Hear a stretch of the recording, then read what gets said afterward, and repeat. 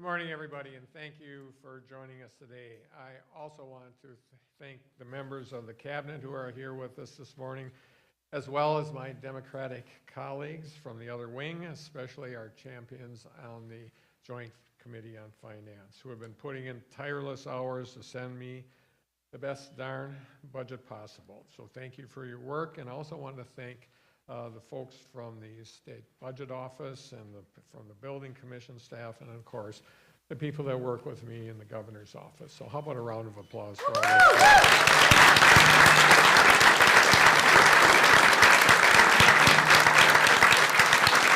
So during my first term as governor, I signed 2 biennial budgets that made generational investments in key areas that really made a difference, and while using my broad constitutional veto authority to improve those budgets sent to me by the Republicans in the legislature. So we've accomplished a lot over the last 4 years. We've invested in our shared priorities, including schools and education, delivering tax relief for working families, increasing access to affordable health care, fixing our roads and bridges, supporting our small businesses, veterans, farmers, and agricultural industries, expanding high-speed internet, addressing climate change and protecting our natural resources, as well as bolstering our workforce to maintain economic momentum. So where do we start?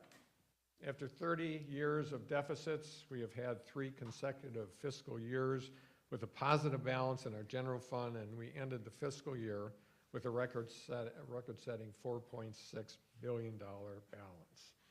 We've paid down various debts. We have had the lowest unemployment rate in the state's history, and we've had the highest number of people employed ever in our state history.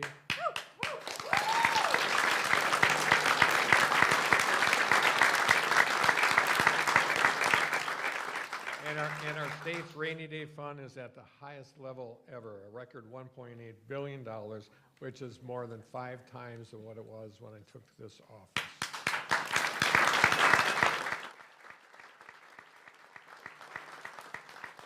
So we began this budget process with historic opportunity and with that historic responsibility, not to be careless, but to stay well within our means while investing in needs that have long been neglected. In many ways, Republicans in the legislature have failed to meet this historic moment.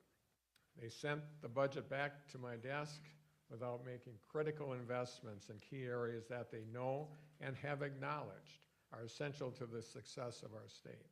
And they did so while providing no real justifications, any kind of substantive debate, or any meaningful alternative.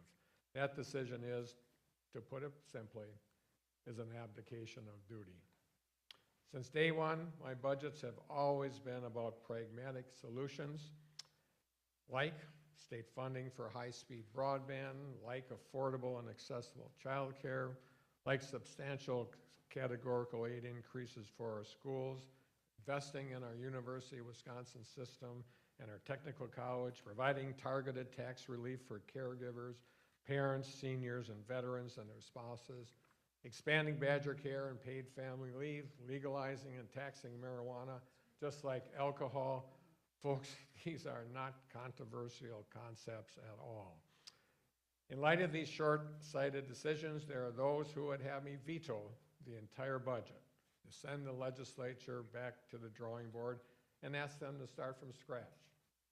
Vetoing this entire budget would mean abandoning priorities and ideas that I've spent 4 years advocating for.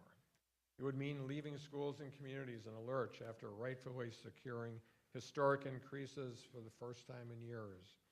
It would mean forging the first Republican effort to address PFAS after years of inaction at this budget, and this budget includes $125 million to address and prevent PFAS contamination.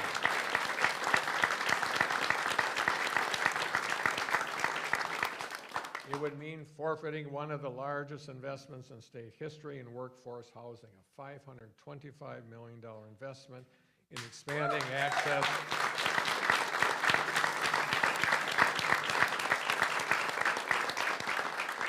getting access to affordable housing statewide, which is a critical starting point if we want to even begin to address our state's workforce challenges in the long term. And it would mean turning our back on our justice system workforce, our state workforce, our tourism industry, our farmers and producers, and our veterans, among others. So we are here today because while Republicans in the legislature might be perfectly comfortable abdicating the duty we share, I'm not. My focus has always been and always will be the people of this state, to whom I have pledged to always to try to do the right thing. This is a pledge, why I am enacting the budget with substantial improvements today. This budget provides a historic increase to support our local communities statewide, representing a generational increase while allowing for future growth and ensuring the city of Milwaukee and the county of Milwaukee don't face an imminent fiscal cliff. Under our bipartisan compromise, most municipalities across our state will see more than a 20% increase in state rates.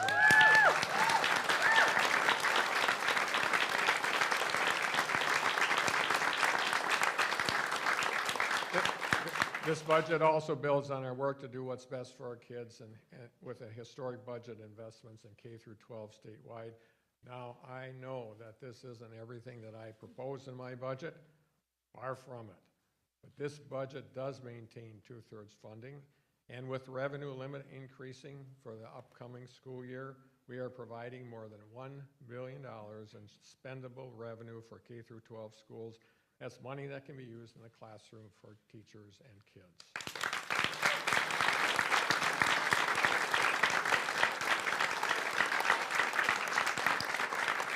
This includes a $325 per pupil revenue limit adjustment in each year of the biennium.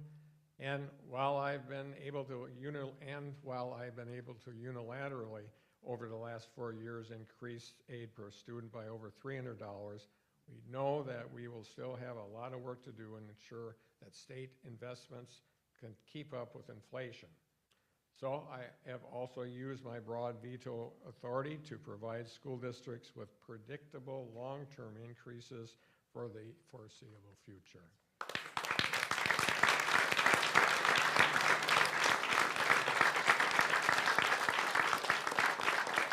This budget also provides $50 million to improve reading and literacy outcomes for K through 12 students and $30 million over the biennium to continue to support school-based mental health services statewide.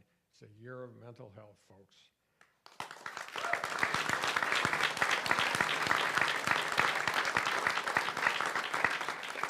We'll also reach 33.3% reimbursement for special education and increase the low revenue ceiling from $10,000 to $11,000 per student.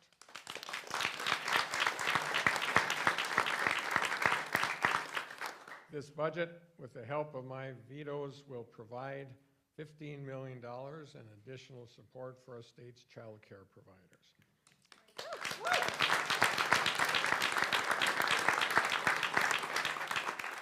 And by the way, part of having a strong workforce is investing in higher education.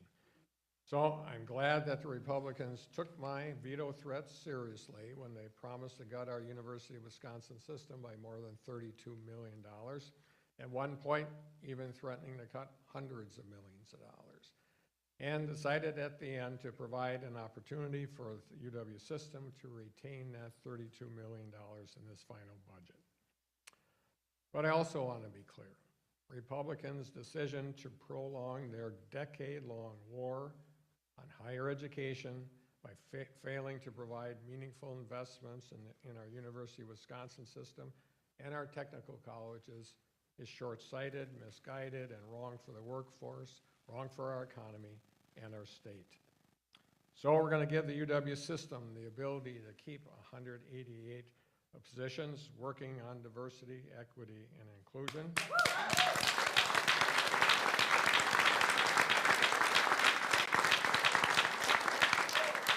Allowing our state to continue to be competitive in recruiting and retaining talented students and workers. Additionally, I was disappointed that Republicans chose to reject my middle-class tax cut plan, which would have provided $1.2 billion in tax relief. But using my broad veto authority, I'm doing what I can to ensure that tax relief goes to working families who need help affording rising costs, not the wealthiest taxpayers in Wisconsin. Feel free. I'm also pleased that this budget provides substantial and well-deserved increase in compensation for our correctional officers, youth counselors, psychiatric care technicians, assistant district attorneys, and public defenders.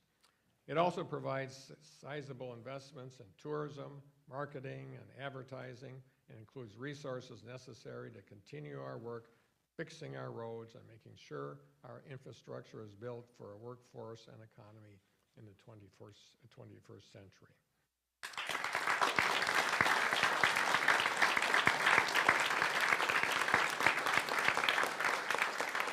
Now, even as I'm glad that the legislature joined me in making critical investments in several key areas, the fact remains that this budget remains imperfect and incomplete.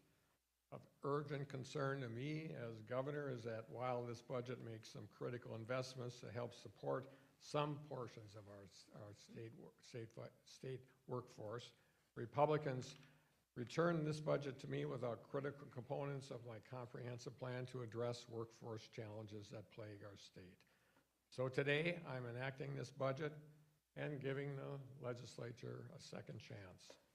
I'm using my broad constitutional veto authority to ensure ample state resources are readily available for the legislature to complete their work on this budget, to do the right thing, to focus on real solutions for the urgent challenges facing our state.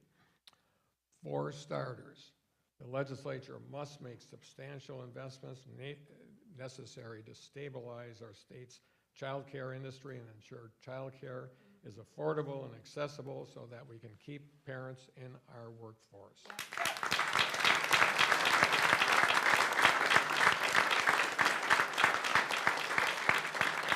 Frankly, failing to do so will be a disaster for employers, our workforce, and our state's economy. And yes, that means the legislature should also expand paid family leave, invest state resources in high-speed internet, and make substantial investments in education at every level, including our higher education institutions.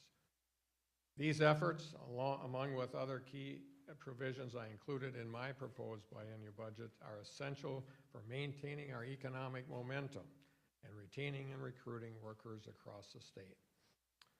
So while I sign this budget today, I urge members of the legislature to continue the work on this budget throughout the remainder of this legislative session so that we can bolster our state's workforce, maintain our economic momentum, and most importantly, do the right thing for Wisconsin.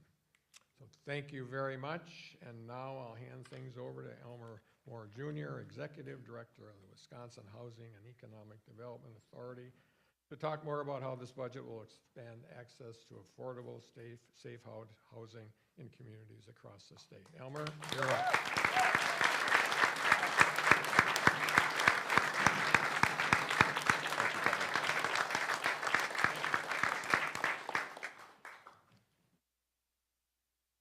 I'm just going to repeat, $525 million. That was insert for applause. Yeah.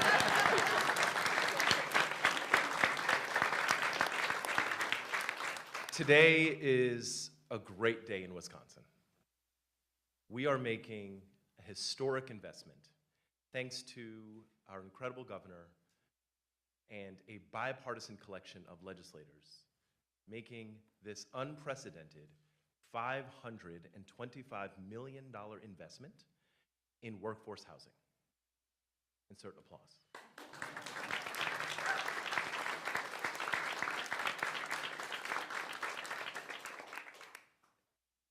The workforce housing bill package will empower WIDA to make the necessary investments in infrastructure, in rehabilitation loans, and in supporting the development of affordable housing that will move us steps closer to assuring that everyone in Wisconsin has access to the safe, stable, affordable housing that they deserve.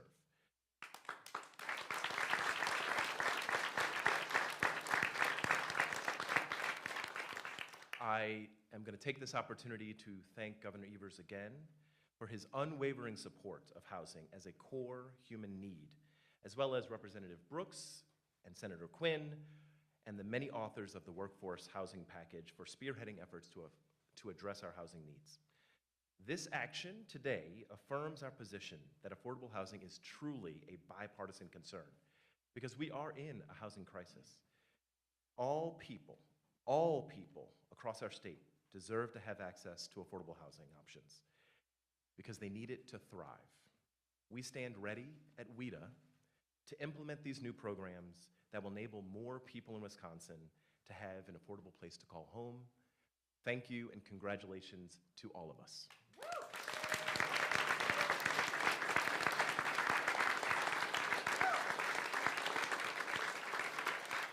And now please welcome Secretary of the Department of Agriculture, Secretary Craig Thompson. Agriculture? Oh, Secretary of Transportation.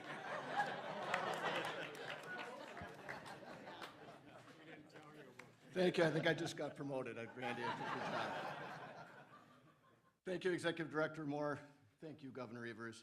I am really excited to be able to be here with all of you today to recognize the accomplishments and talk about the great work that we're going to be able to do with everything that's in this new budget. The 2023-2025 Biennial Budget builds on all that we have accomplished together over the past 4 years. Previous administrations and legislatures neglected to invest in transportation for decades, and that neglect showed in our deteriorated roads. Many people here in this room today I know will remember the transportation budget held up the overall budget for years and years. This is our third budget in a row where we're investing new ongoing revenue into our transportation system.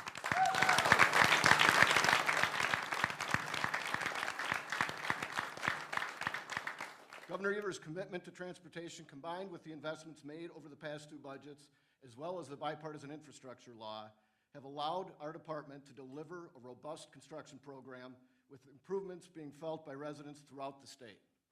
Since 2019, we've improved more than 5,800 miles of roads and nearly 1,600 bridges across Wisconsin.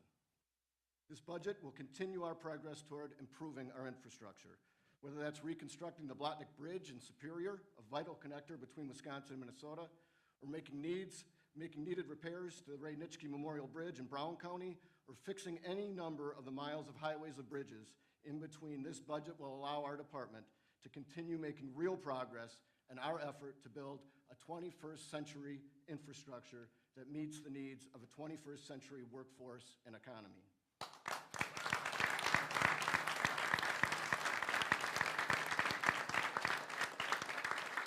It's vital that all levels of government work together to build Wisconsin's infrastructure for the future.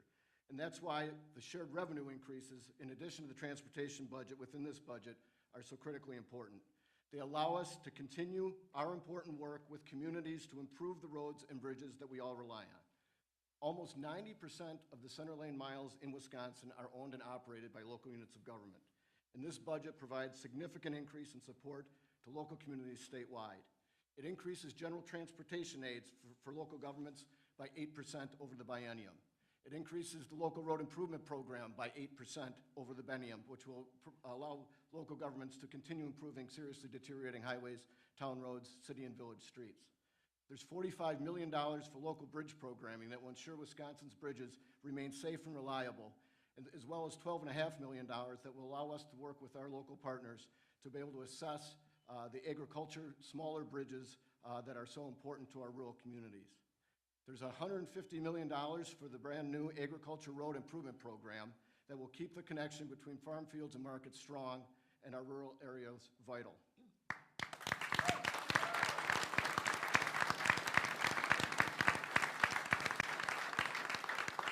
There's more than an 8% increase in our highway system maintenance and operations that will allow us to modernize pavement marking, which will greatly improve safety. And connecting highway aids were increased by 25% under this budget. As I mentioned before, with 90% of the lane miles being taken care of at the local level, all of these state aids to our local governments are critically important, but our local governments also, on their end, fund a majority of the infrastructure. And much like what I talked about with transportation, they went for decades without any increases in shared revenue, which strapped their ability to be able to invest in our infrastructure when they also had to compete that against juvenile justice and courts and human service and recycling and all of those things. So this historic investment in shared revenue is going to build upon the increased aids that we're getting them at the state level so that the local governments can put their resources that they're getting into our infrastructure as well. So with all of these things, thank you.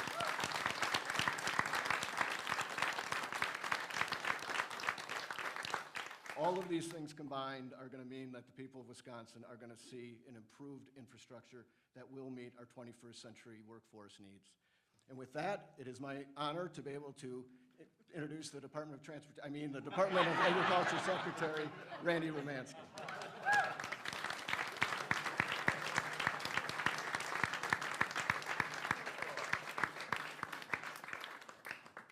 Thank you, Secretary Thompson. Well, you do have to grab that with purpose. There we go. All those jokes notwithstanding, it's really fitting that I'm speaking after Secretary Thompson, because there are many things that Governor Evers has prioritized as investments since he first took office. And agriculture and transportation are intricately linked, and he's consistently made those kinds of investments. And the emphasis that Secretary Thompson was placing on local roads is key here, because in Wisconsin, a lot of commerce starts on a local road. And in Wisconsin, a lot of that commerce starts with a farmer or processor, and we're grateful for that.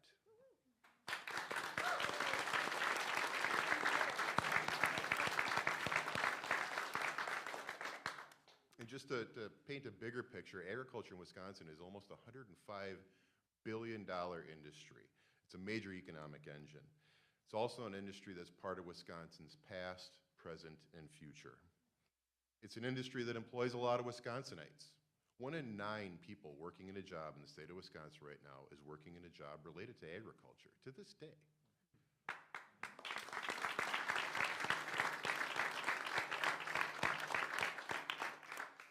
And the key here is that it takes investment to fortify that foundation.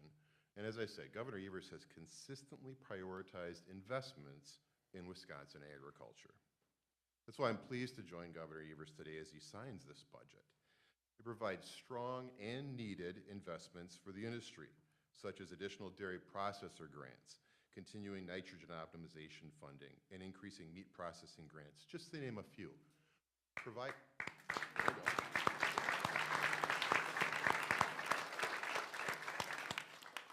Being a partner with the industry to help them make these investments in their industry, in their business that generates revenue for the local economy. He's also continued investments in several items that he's prioritized since he first took office. Ongoing funding for programs to increase exports of Wisconsin agricultural products around the world. Funds to support the popular and effective producer-led watershed groups. And county conservation staff, the boots on the ground that work with farmers daily to protect their land and water, because their land and water is Wisconsin's land and water.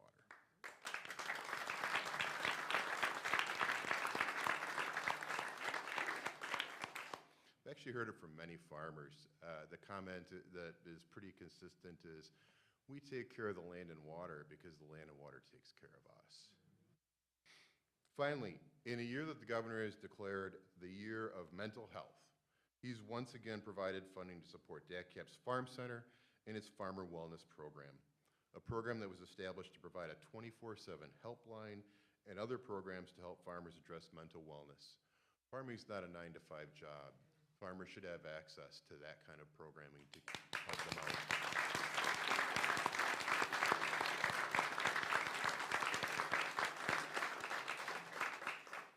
Investments in our agricultural foundation are an investment in Wisconsin's economy. Thank you, Governor Evers, for your leadership on investments, education, and resources for the agriculture industry.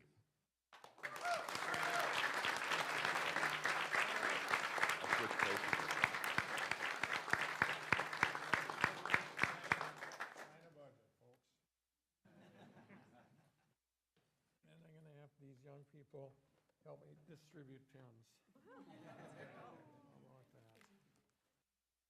All right. The date is.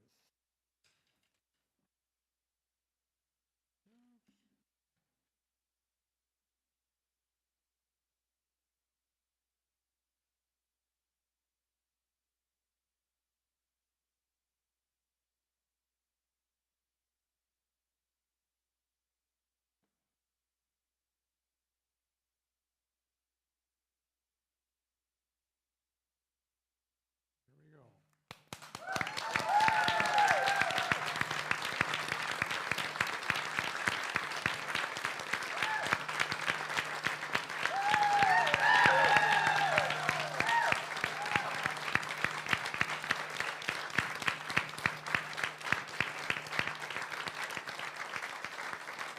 All right, you ready to pass out pens? Put one in everybody's hand. You gonna help? Yes, you can. Thank you. Can you help too? Also, pass them out. There you go. Don't feel free to. Pass them out. Sure.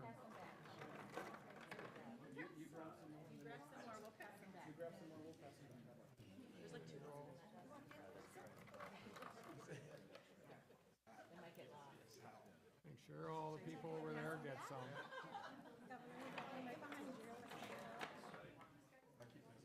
There you go, pass some back. Yeah, you go. Yeah, actually. Whoops.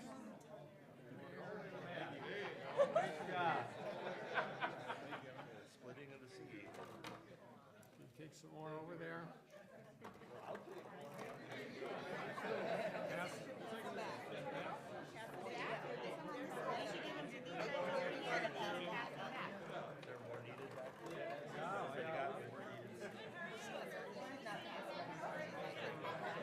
You did a great job. That was a long time before. We gotta keep one Can for you take some more over there? Good.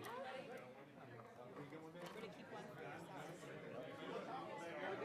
Pass them back.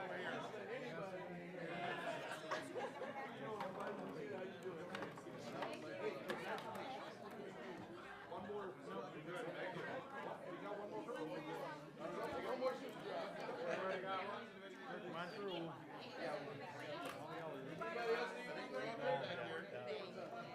Did all the kids get one?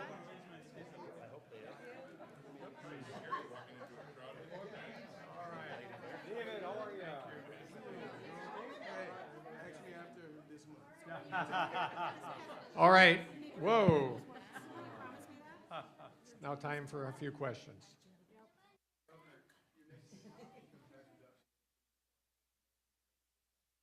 I'm sorry, say that again.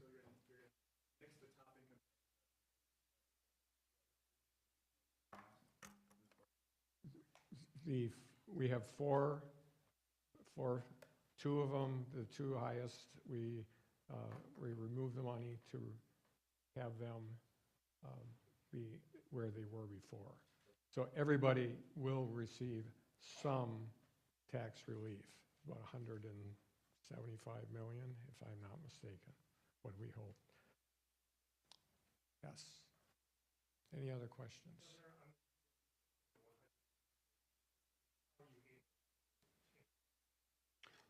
Through a veto. And the system can use those positions for any reason. They could use it for the diversity work, but they retain those 188 positions. What is the highest tax? Yes. So They will get tax relief also, but not nearly as much as they would have otherwise.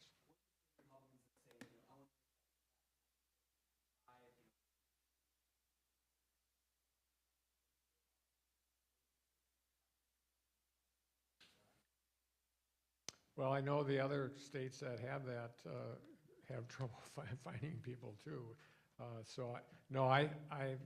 It's my belief that the middle class in the state of Wisconsin is where we should be supporting those cuts in the most efficient way possible. Yes, yes.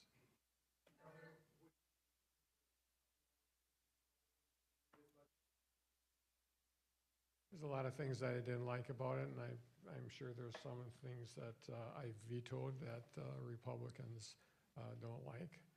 So yes, I guess it's a compromise, but the bottom line is, and I'll just use this as an example, for anybody to think that childcare is is teetering on its on a very, very edge of a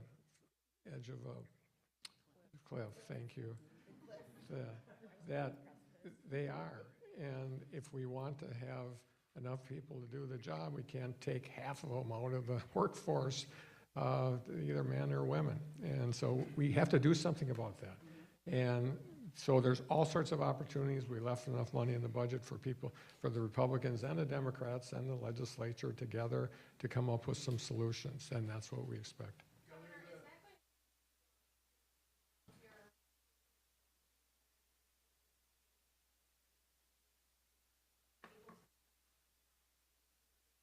Right. Well, no, absolutely not. I mean, that's a pittance. Our proposal in this budget, I think it was $300 million. So is $15 million a big number for me personally? Yeah, it's a big number. But to make sure that we have an early childhood system that works for everybody, that keeps people in the workforce, that want to be in the workforce, that $15 million will not do it, not even close.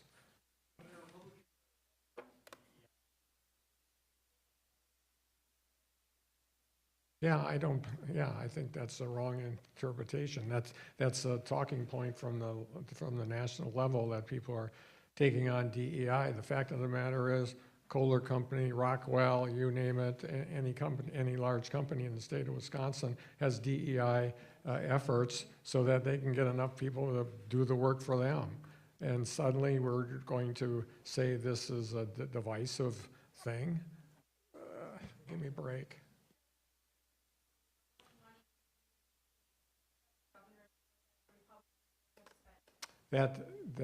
That is something that, if you're looking for a bottom line, we don't have it yet because we don't know what the expenditures for this fiscal year is. But there will be money available for them to do the right thing, especially in childcare.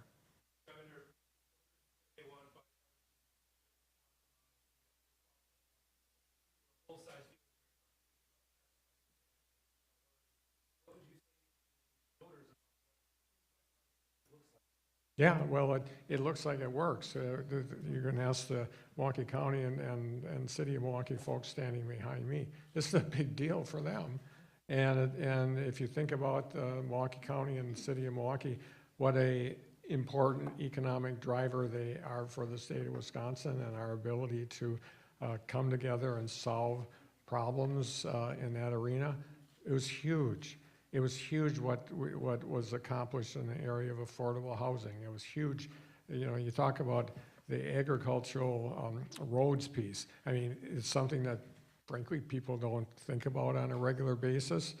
Well, they should. I mean, when we want to get product from a farm to a processor to our homes, it starts with not having roads that have weight limits, and you have to have 3 trucks taking stuff rather than 1.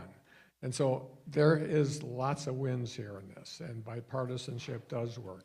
I do believe that we will have adequate resources going forward for the legislature to consider other things like child care.